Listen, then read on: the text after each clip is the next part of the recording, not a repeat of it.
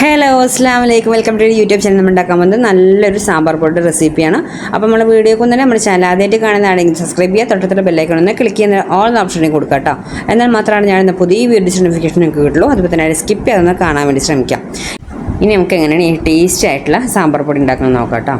അപ്പോൾ അതിനായിട്ട് ഞാനൊരു പാൻ ചൂടാക്കാൻ വെച്ചിട്ടുണ്ട്. ലോ ഫ്ലെയിമിലിടണം. പാൻ ചൂടായതിനു ശേഷം മല്ലിയാണ് ഇട്ട് കൊടുത്തത്.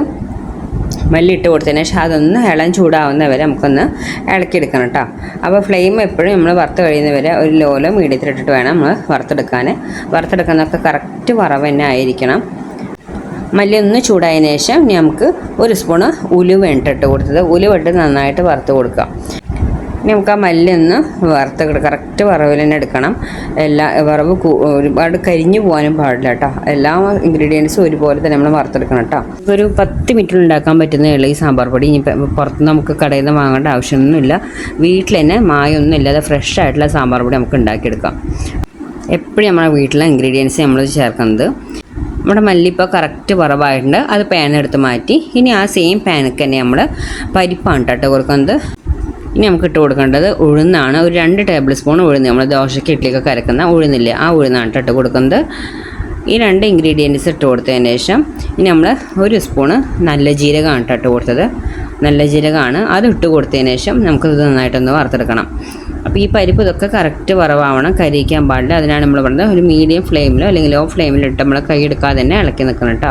നമ്മളതിട്ടിട്ട് ഒന്ന് അങ്ങോട്ടോ ഇങ്ങോട്ടോ ഒന്ന് തിരിഞ്ഞ് പോയിട്ടുണ്ടെങ്കിൽ അതിൻ്റെ ചിലപ്പോൾ അത് കരിഞ്ഞു പോകാനൊക്കെ ചാൻസ് ഉണ്ട്. അപ്പോൾ കൈ എടുക്കാതെ തന്നെ നമുക്ക് ഇളക്കി കൊടുക്കാം. ഇതുപോലെയൊക്കെ നമുക്ക് വീട്ടിൽ തന്നെ പൊടിച്ച് വെച്ചാൽ നമുക്ക് ഒരു മാസമൊക്കെ ഉപയോഗിക്കാനുള്ളത് വരെ കിട്ടും കേട്ടോ. പിന്നെ നമുക്ക് അതിന് ശേഷം നമുക്ക് പിന്നെ ഉണ്ടാക്കാവുന്നതേ ഉള്ളൂ. കടയിൽ പോയിട്ട് ഇങ്ങനെ എപ്പോഴും വാങ്ങേണ്ട ആവശ്യമൊന്നുമില്ല.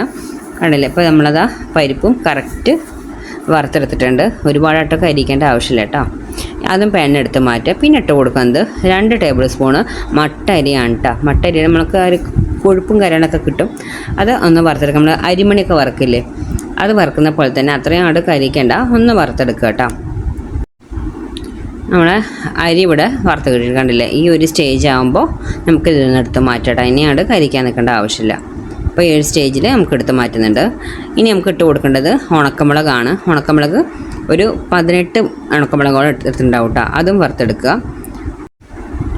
ഉണക്കമുളക് ഇട്ട് തന്നെ പെട്ടെന്ന് തന്നെ ഫ്രൈ ആയി കിട്ടുമല്ലോ. അപ്പോൾ അതും കരിഞ്ഞിട്ടുണ്ടെങ്കിൽ ഇതിൻ്റെ ടേസ്റ്റൊക്കെ ആകെ മാറും കേട്ടോ. അപ്പോൾ അതുകൊണ്ടാണ് കറക്റ്റ് വറവിൽ തന്നെ നമുക്ക് എടുക്കാൻ പറയുന്നത്. ഇപ്പോൾ നമ്മൾ ഉണക്കമുളകും റെഡി ആയിട്ടുണ്ട്. അതിന് ശേഷം നമ്മൾ ഇട്ട് കൊടുക്കുന്നത് കറിവേപ്പിലയാണ്. കറിവേപ്പില നമ്മൾ നന്നായിട്ടൊന്ന് ഫ്രൈ ചേർക്കുക. അതും തന്നെ ഇതുപോലെ തന്നെ പെട്ടെന്ന് തന്നെ നമുക്ക് ഫ്രൈ ആയി കിട്ടും. അപ്പോൾ ആ ഇലയൊക്കെ ഒന്ന് പൊടിയുന്ന ഒരു സ്റ്റേജ് ആകുമ്പോൾ അതുവരെ നമുക്ക് ഫ്രൈ ചെയ്ത് വെക്കാം. കറിവേപ്പില നമ്മൾ കഴിക്കുന്നത് ശരീരത്തിന് ഏറ്റവും നല്ല ഗുണം ചെയ്യും കേട്ടോ. കൊളസ്ട്രോൾ കുറയണ ഏറ്റവും നല്ലതാണ്. നമ്മൾ ഇതുപോലെ പൊടിയൊക്കെ ആകുമ്പോഴാണ് നമ്മുടെ ശരീരത്തേക്ക് എത്തുക. നമ്മൾ ഫുഡിൻ്റെ കൂടെ കഴിക്കുകയാണെങ്കിൽ നമ്മളത് ആരും കഴിക്കില്ല, അതെടുത്ത് കളയുള്ളൂ. പിന്നെ അതും വറുത്തെടുത്തിട്ട് ഒരു പ്ലേറ്റിലേക്കാണ് ഇതെല്ലാം ഇട്ട് കൊടുത്തത്.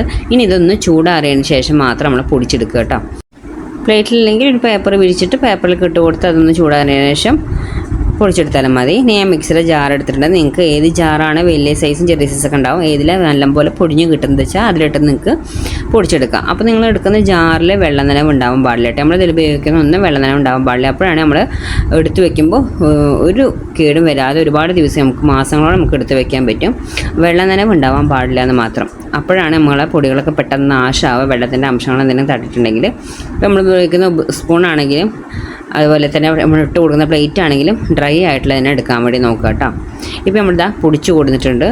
അതിൽ നമുക്ക് ഒരു പ്ലേറ്റിലേക്ക് പൊടി പൊടിച്ച് കഴിയുമ്പോൾ ഒരു ഇളം ചൂടുണ്ടാവുമല്ലോ. അപ്പോൾ നമുക്കൊരു പ്ലേറ്റിലേക്ക് ഇട്ട് കൊടുത്തിട്ട് ചൂടാറിയതിന് ശേഷം മാത്രം നമ്മൾ ഏത് ജാറിലാണോ അല്ലെങ്കിൽ ഏത് കുപ്പിയിലാണ് ഇട്ട് കൊടുക്കുന്നത് അതിലേക്ക് ഇട്ട് കൊടുക്കുക കേട്ടോ. വെള്ളം നനവ് തീരെ ഉണ്ടാവാൻ പാടില്ല. അപ്പോൾ തന്നെ നമ്മളെ പൊടി ഒരുപാട് മാസം കേട് വരാതെ നമുക്ക് ഫ്രഷ് ആയിട്ട് തന്നെ പുറത്ത് വെച്ചിട്ട് തന്നെ ഉപയോഗിക്കാം കേട്ടോ. ഇതെല്ലാം പൊടിച്ച് കഴിഞ്ഞതിന് ശേഷം ഞാൻ ഇട്ട് കൊടുക്കുന്നത് കായപ്പൊടിയാണ്. കായപ്പൊടി 2 സ്പൂൺ ഇട്ട് കൊടുത്തിട്ട് മിക്സ് ചെയ്ത് കൊടുക്കുകയാണ്. നിങ്ങളിത് കായത്തിൻ്റെ പീസാണ് എടുക്കുന്നത് വെച്ചാൽ അത് ചെറിയൊരു 3 പീസാക്കിയിട്ട് ചെറിയ പീസാക്കിയിട്ട് നമ്മൾ ആ ചൂടാക്കിയെടുത്ത പാനില്ല, ആ പാനിലൊന്ന് ബാക്കിയെല്ലാം ഫ്രൈ ചെയ്തെടുത്ത പോലെ ഫ്രൈ ചെയ്യുക. എന്നിട്ട് ഇതെല്ലാം കൂടി അരയ്ക്കുന്ന കൂട്ടത്തിൽ അരച്ചെടുക്കുക കേട്ടോ. നല്ല ഫ്രൈ ചെയ്തിട്ട് വേണം നമ്മൾ അരച്ചെടുക്കാൻ. ഞാൻ കായത്തിൻ്റെ പൊടി ആയതുകൊണ്ടാണ് ഇത് ഇട്ട് കൊടുത്തത്. ഇനിയിപ്പോൾ ഇന്ന് പൊടിയൊക്കെ ഒന്ന് ചൂടാറിയതിന് ശേഷം നമ്മൾ ഇട്ട് കൊടുക്കുന്ന ഏത് ബോട്ടിലാണെങ്കിൽ അതിലേക്ക് ഇട്ട് കൊടുക്കുക. ആ എടുക്കുന്ന ബോട്ടിലും വെള്ളം നനവില്ല, നല്ല ഡ്രൈ ആയിട്ടുള്ള ബോട്ടിൽ എടുക്കുക കേട്ടോ. ഇതുപോലെ ആക്കി വെച്ചാൽ നിങ്ങൾക്ക് മാസങ്ങളോട് ഉപയോഗിക്കാം. അപ്പോൾ വീട്ടിൽ സൂപ്പറായിട്ടുള്ള സാമ്പാർ പൊടി ഇവിടെ റെഡി ആയിട്ടുണ്ട് കേട്ടോ. അപ്പോൾ എല്ലാവരും ഒന്ന് ട്രൈ ചെയ്ത് നോക്കുക. ഇത്ര നമ്മുടെ വീഡിയോ ലൈക്ക് ചെയ്യാനും ഷെയർ ചെയ്യാനും കമൻറ്റ് ചെയ്യാനും സബ്സ്ക്രൈബ് ചെയ്യാനും മറക്കരുത്. Okay, bye bye, thank you.